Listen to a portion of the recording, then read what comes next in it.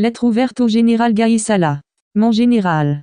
Voilà plus de 3 mois que vous présidez, sans avoir été désigné par personne, sans légitimité, ni mandat quelconque, aux destinées de l'Algérie. Vous êtes là par infraction à la Constitution, et vous n'avez que le mot Constitution à la bouche. Voilà plus de 3 mois que tout un peuple s'est soulevé dans toutes les villes et les douars du pays pour vous supplier, dans le calme et la dignité, de lui rendre sa liberté, de lui foutre la paix, de le laisser enfin vivre, pour pouvoir enfin respirer sans vous. Et vous faites la sourde oreille. Comme Brutus poignardant César, vous avez poussé vers la sortie, Bouteflika, à qui vous devez tout, pour aussitôt sauter sur son trône. On le sait depuis belle lurette, en politique algérienne on renie, on se renie, comme on respire. Et quelle gloire! Vous étiez à la porte de la retraite, vous voilà rêvant de postérité. Vous étiez un général obscur, et vous voilà roi d'Algérie. On ne peut pas dire que vous ne savourez pas votre victoire. Comme tous vos prédécesseurs, vous prenez ce pays de haut. Alors que l'Algérie est en feu, vous économisez votre salive, prenant la parole, toujours depuis les casernes, histoire de montrer vos biceps, pour dire, chaque mardi, que hors des casernes il n'y a point de salut pour nous. Au nom de quoi? Au nom des armes, de la force, et de rien d'autre. Nous sommes un pauvre peuple pris en otage par une bande armée depuis 1962. Les 7 plaies de l'Algérie c'est son armée, ou plutôt le clan de Oujda, qui estime depuis 1962 que l'Algérie est sa propriété privée, son tiroir cassé son jardin secret. Comme les orthodoxes juifs sont convaincus que Dieu dans la Bible leur a offert la Palestine, les généraux algériens et le FLN sont persuadés que les fusils leur ont livré, dans le maquis, l'Algérie a vitam aeternam.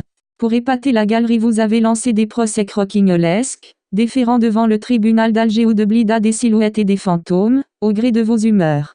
Non, monsieur le général, la justice n'est pas un jeu de massacre, ni un tir au pigeon, elle ne se fait pas sur un claquement de doigts ni sur un coup de fil. La justice suppose des magistrats et un barreau indépendant, des procès publics et équitables, la mise en place d'une commission de vérité et le respect des conventions internationales en matière des droits humains.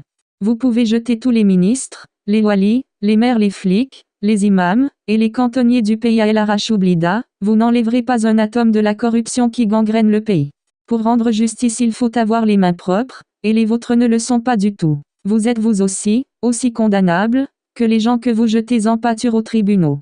Vous êtes un bandit qui se réveille au bout de 57 ans, pour crier aux voleurs et qui passe les menottes aux mains de ses complices dans l'espoir d'avoir un casier judiciaire vierge, vous pouvez toujours courir mon général. Nous sommes un peuple sentimental, peut-être, mais pas amnésique du tout. Ce qui vous distingue de ces pourris qui sont derrière les barreaux c'est que vous êtes adossés à des chars d'assaut. Quand vous ouvrez la bouche, tout le monde se couche, à commencer par les magistrats, c'est normal, comme disent les Algériens. Une justice transitionnelle suppose un projet d'édification d'un état de droit et d'une démocratie, et là vous semblez très loin du compte. Vous avez toujours fait et défait les princes de ce pays, les intronisant sur un claquement des doigts et les envoyant dans la fosse des lions sur un clin d'œil, de Khalifa à ce pauvre Ada et de Kamel le boucher au Kouninef. En fait, votre régime installe et désinstalle les hommes et les fortunes comme des applications sur un smartphone. Et le jeu de désinstallation semble vous amuser follement. Le jeu fait peut-être du bien à votre testostérone, mais il ne fera avancer en rien la justice. Vous maintenez, contre vent et marée, les élections présidentielles pour le 4 juillet, non pas par efficacité politique mais juste par pur scara, comme on dit. Car depuis 1962 la devise réelle de l'État algérien c'est des Mahoum. 2 points qu'on pourrait traduire librement par allez vous faire foutre. Vous ne pouvez pas avoir raison seul contre 40 millions de citoyens qui n'en veulent pas. Vous dites que les revendications du peuple qui vous demandent de dégager tous sont déraisonnables et qu'elles risquent de priver l'État de ses cadres et de ses serviteurs dévoués. Mais de quel État parlez-vous? Celui que dirige un gouvernement planqué et invisible dont les ministres se font lapider à chaque apparition? Vous dites que vous redoutez le vide constitutionnel, mais vous foutez de la gueule de qui comme si l'assemblée de croupions analphabètes mise en place par Bouteflika pouvait remplir quoi que ce soit. Alors que notre histoire est un grand courant d'air depuis l'indépendance, et que ces serviteurs de l'État, dont vous parlez, ont passé leur vie à se servir plutôt, à vider les caisses et à nous faire les poches. De l'État dont vous parlez il ne reste malheureusement que ces meutes de flics enragés gazant les veilles et tabassant les étudiants. Il ne reste dans l'Oued que ces galets, et la flicaille sanguinaire voilà tout ce qui subsistera de votre triste règne. Le Irak cache pour l'instant le désastre du pays, ruiné par Bouteflika, et le réveil sera demain très dur. Mon général, trouvez-vous normal qu'un pays qui n'a pas construit un seul hôpital moderne depuis 1962, consacre 25% du budget de l'État à son armement? 12 milliards de dollars sont pris chaque année sur le budget de l'Algérie pour acheter des armes, faisant de notre pays le 5e acheteur mondial d'armement. Ne me dites pas que c'est la crainte d'une attaque du Maroc, du Mali ou du Niger qui vous pousse à cette boulimie de chars et d'avions de chasse.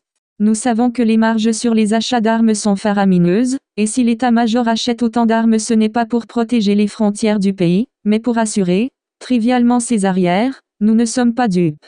12 milliards de dollars, c'est presque le budget de l'armée iranienne, sauf que l'Iran est sur le point d'acquérir la bombe atomique et construit des missiles intercontinentaux. Alors qu'avec 12 milliards de dollars en poche, l'armée algérienne est infoutue de produire des plombs pour une carabine à air comprimé. Demain, quand l'Algérie sera débarrassée de vous, il faudra affecter ce budget à la santé, à l'éducation et à la culture. Ce ne sont pas les Kalachnikov qui rouillent dans les casernes qui assureront l'avenir de nos enfants, ni les RPG qui soigneront les malades jetés dans des hôpitaux devenus des mouroirs. Monsieur le général, rendez l'Algérie à ses enfants, avant qu'il ne soit trop tard, et demain, ce sera inéluctable, vous n'y pourrez rien, quand vous gravirez à votre tour, vous et vos enfants, les marches du tribunal de Blida. Nous serons là pour témoigner qu'en écoutant à la dernière minute, le cri de 40 millions d'Algériens, vous avez eu un sursaut de dignité et vous bénéficierez, peut-être, de la clémence des jurés. Réveillez-vous, ouvrez les yeux, écoutez la rue, demain il sera trop tard, mon général.